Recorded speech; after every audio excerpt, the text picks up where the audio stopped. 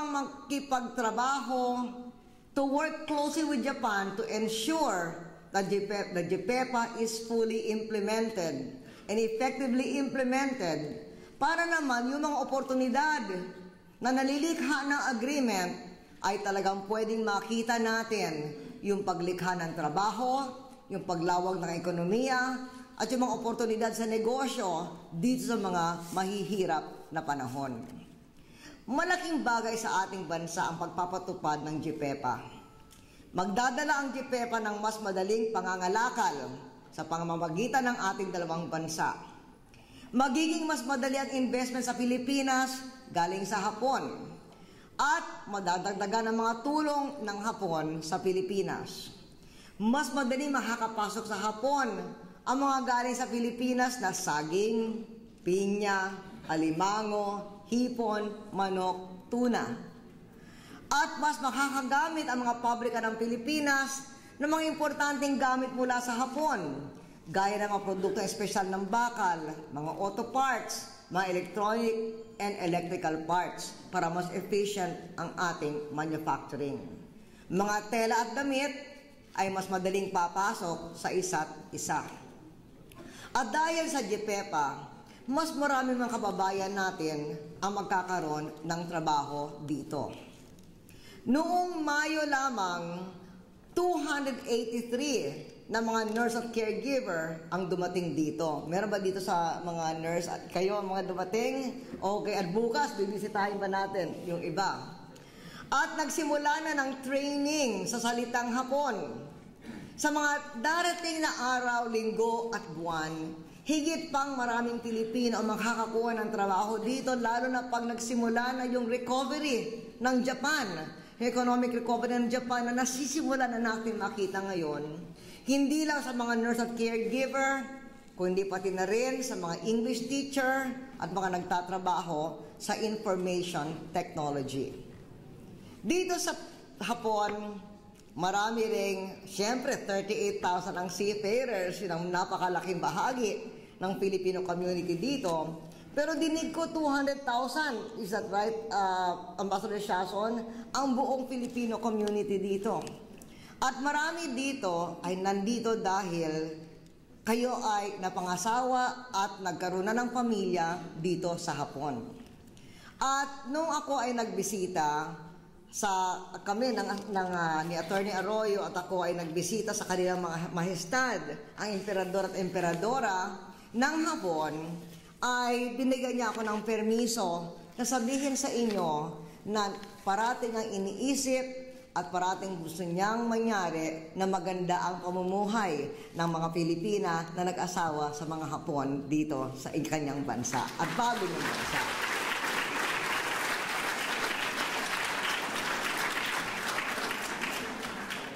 On a regional and global level, Japan deserves special credit for its role in working to return the world to sustainable economic growth. Yung kanyang liderato, innovative, generous, and bold, doon sa G7, yung 7 pinakamayayaman na bansa sa buong mundo, o yung G20, yung 20 pinakamalalaking ekonomiya sa buong mundo, o yung ASEAN Plus 3 kung saan kasama ang Pilipinas, o yung East Asia Summit, 16 na mga bansa kasama ang Pilipinas, at yung maaga niyang pangako na magko-contribute siya ng $100 billion sa IMF para magpahiram sa mga bansa na nagkakaroon ng cash flow problems. Ito ay hindi lamang nagbigay na napaka-importante at kinakailangan tulong at suporta sa napakamaselang na panahon, it also encouraged other economies to step up to the plate and make similar pledges. Kahit na naghihirap ang ekonomiya ng Hapon, nauuna pa sila sa tumulong sa buong mundo. And Japan has done much to support the region, and it will continue to play the role of a valued partner for economic development and regional stability. Kaya kayo ay nakatira sa isang napaka-importanteng ekonomiya ng buong mundo. Lumalaki nga ang Filipino community dito sa Hapon. Noon, hindi naman 200,000 ang numerong sinasabi. At lalaki pa pag napupuno na natin at nabubuo na natin yung mga pakinabang na manggagaling sa GPEPA. At gusto kong gawin itong pagkakataon, gamitin itong pagkakataon na magpasalamat sa inyo, ang ating mga masisipag na Pilipino na nagpapadala ng mga remittance sa inyong pamilya. Kasi itong mga remittance na ito ay tumutulong upang magkaroon tayo ng magandang tinatawag ng domestic consumption. Kasi tignan nyo yung mga naghihirap na ekonomiya sa buong mundo ngayon. Ito yung mga maraming ine-export. Halimbawa, yung Amerika, nung nahirapan na ekonomiya, nang bumagsak ang ekonomiya, yung mga pinagbibilihan niya mga ekonomiya ay bumabagsak din. Pero sa ating bansa, nung araw, nung hindi pa ako Pangulo, 49% ng ating produksyon ay pumupunta sa ibang bansa. Export. Pero ngayon, dahil marami tayong domestic consumption sa loob ng ating bansa mismo, ay 28.5% na lang ang ating inaasahan na mag-export. Kaya ang domestic consumption ay napakalaking gabay para sa pagsulong ng ating ekonomiya. However, at yun ang isang malaking tulong ng ating mga overseas Filipinos. Yung mga inuuwi nyo o pinapadala nyo ng mga remittance ay nakakatulong, yung pamilya ninyo ay namimili, pumupunta sa mall, at kung ano na ibang bagay na pinagagastusan, yun ang malaking domestic demand. Or also, however, over the last 8 years, we have been building greater internal strength to our economy. At bagamat maraming nawawalaan ng trabaho sa buong mundo, pati na rin sa ating export-oriented industries, meron naman tayong mga bagong mga trabaho na nalilikha ng ating ekonomiya. Di ba, Secretary Roque? At so we continue to create employment opportunities for our people at home. At yung ating development na ito ay tumutulong na magkaroon tayo ng caution sa mga kahirapan na nanggagaling sa yung volatility of the global economy. Pinag-iiba yun ang pamalaan ng ating programa, hindi lamang upang mabawasan ang epekto ng pandaigdigang crisis sa ekonomiya natin, kundi na rin kasi gusto natin na dumating ang araw na tayo ay maunlad.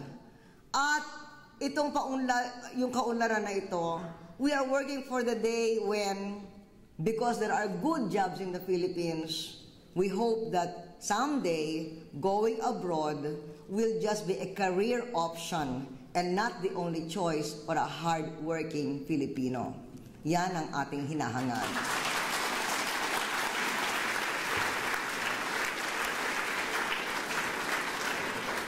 Halimbawa, itinayo natin yung business processing sector, kagaya ng mga call center. Halos wala yan nung araw. Noong ako ay naging Pangulo, ang naabutan ko, 4,000 workers sa BPO sector. Ngayon, 400,000 workers ang nandoon sa BPO sector.